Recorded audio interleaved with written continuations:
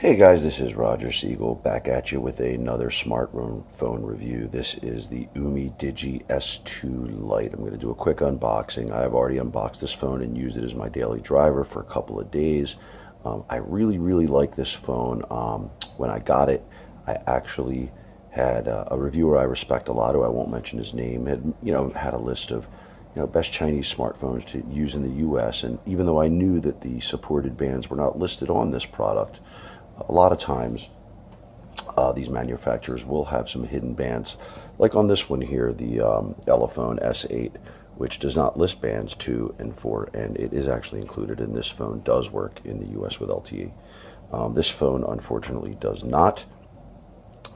It does support 3G bands 850 and 1900, and I've been using it and it works fine. The 3G is a little slow, especially for me being somebody who completely depends on mobile data. If you're in an area where you have T-Mobile or even parts, in some parts AT&T, but T-Mobile has an HSPA plus 42. In those areas, I mean, you're golden with the 3G. The coverage is great. It doesn't drop or anything like that. But again, somebody who's completely dependent on mobile data, the 3G for me just isn't enough. So without further ado, I'm going to unbox the UmiDigi S2 Lite. This phone's about 140 bucks. I think it offers a really good value. If you like this video, please subscribe, hit the bell notification, all that good stuff. And, I really want to build this channel up and, make it better than what it is and maybe up the production value of these videos. But let's get to the unboxing. UmiDigi S2 Lite. All right, so first off, you have UmiDigi, which always gives you a pretty cool little box here. Sorry, it's a little bent up. I actually sat on the box after I pulled it out. So comes in a little slip, black box. Let's get her open. Yeah, then you have the phone, which is already in a case, like a smoked case. Kind of cool. Looks good on the phone. Yeah, when you unbox it, you pull open the case. You get a smoke case that it's already sitting in. The phone sits nice and flush in it. We'll get back to the phone in one moment there. I haven't even actually unboxed the rest of it. I actually put my SIM in, so you guys are seeing it for the first time as I am. Little SIM ejection tool, manuals. You get a power brick. I'm sure it's 5-volt, 2-amp, USB-C jack, and a USB-C to headphone jack. There is no headphone jack on the phone. That's enough of the unboxing. I think unboxings are kind of overkill anyway and don't really get the whole thing, but a lot of people want to see it, so be it. So let's go over the specs here real quick. All right, so UmiDigi S2 Lite. It's the MTK 6750T octa-core processor, 853 cores at 1.5 gigahertz.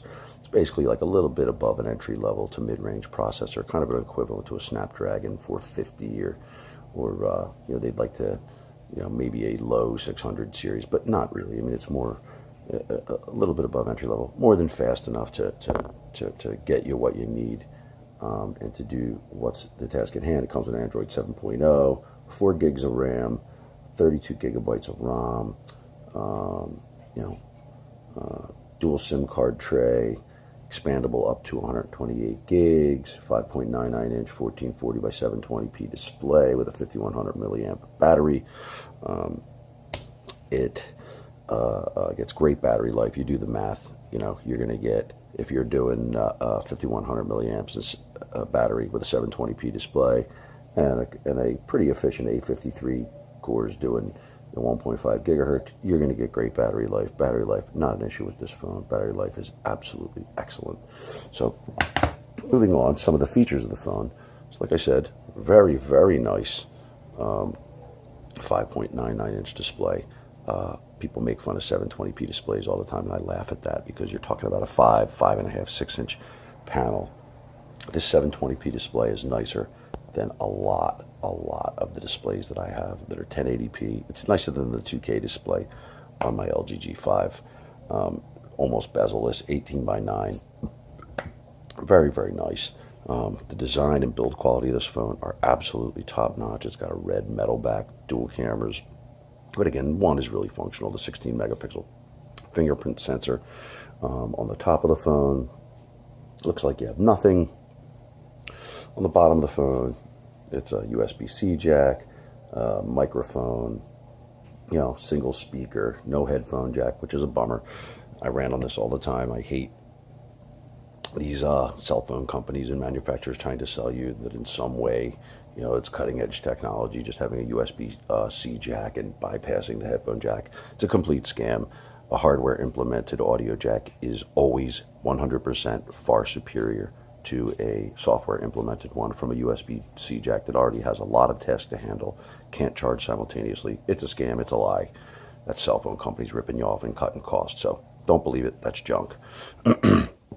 But, so anyway, yeah, specs aside, yeah, cameras, decent, not good in low light. In daylight, if you have enough light, more than enough, more than adequate. Another thing this phone has, which is really unbelievable, by the way, this phone is only I paid $140, but you can get it for $130. I'm actually going to be selling this one because the 3G bands, the 3G is simply not enough. You can see I'm getting 3G right now on T-Mobile. Because the 3G is just not fast enough for me, being a guy completely dependent on mobile data. I will be selling this phone for $100. So, first offer for $100, you're going to get this phone. But another cool thing about this phone, other than the great battery life, great display, 18:9, obviously it's a great looking phone. It doesn't look cheap at all. Really, really nice. Kind of, looks like an S8 or, something like that. Is that it has face unlock that actually works. It actually works, and they've updated the software now where it doesn't get fooled by pictures or anything like that. So you have dual security, fingerprint scanner, and face unlock. Another great feature of this particular phone is it runs this was my first UmiDigi phone. I love that this one. I know the higher models, the S2 Pro and the regular S2, had this really heavy skin on it. This is totally stock Android. What you're looking at here is the Google Now Launcher, but the stock software, I absolutely could have used, no problems. It was stock Nougat. Nothing extra in these settings at all. As stock as it gets. No gestures, nothing to slow it down. It runs smooth and fluid.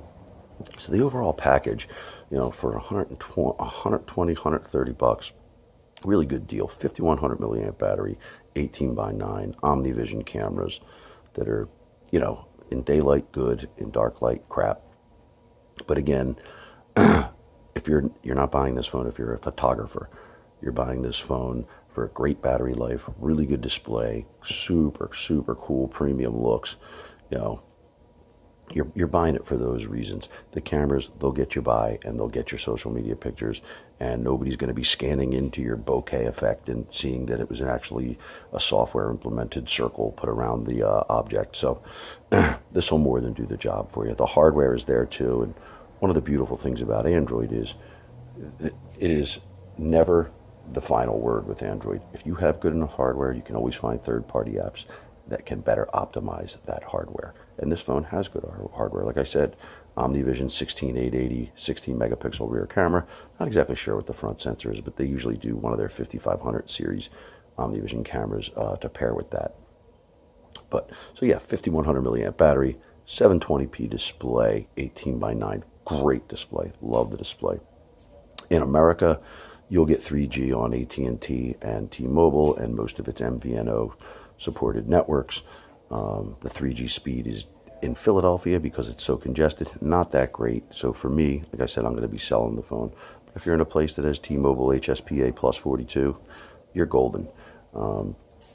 If you want to look real quick at the band support on this phone, let's pull it up. Blah, blah, blah, blah. Band support. All right, let's go to MTK settings and band mode. Sim 1. So you can see here. Yeah, WCDMA 850, 1900. So 3G in the States, if you're on a GSM network, you're going to be pretty good. But you can see the LTE bands just not really enough to really support your U.S. networks. Band 5 is $850, so in some places you will get AT&T LTE on this phone, but you don't want to get it for use in the States, honestly, unless you can deal with just being on 3G all the time, or you have a really fast 3G service in your area, which does happen in some rural areas. So anyway, just a quick review. UmiDigi S2 Lite. I would absolutely recommend this phone for anybody overseas or where you have the LTE band support for this phone. It's a really, really intriguing package. I mean, for $130 to get large scale battery, these looks, you know, this appearance, the 18:9 display, the 5100 milliamp battery, Omnivision cameras. Now, if you're interested in this, whether overseas or in the States, absolutely hit me up. I will be selling this phone. First $100 takes it. Like I said, it's brand this phone. Hit me up. First $100 take it. I've been using it as my daily driver for a couple of days, and it works absolutely fine. If you are in Europe, it's going to be a better phone for you, but in the US, if you're in the right markets, this phone will kill it for you. Anyway, signing off. Please like, subscribe, all that. I know this was a really quick video. I have a really good one coming in a couple of weeks. I have the UmiDigi A1 Pro coming at you, which does support all of the American bands, and I look forward to reviewing that one for you. But until then, it's Roger Siegel signing off, and thank you so much for watching. Bye-bye.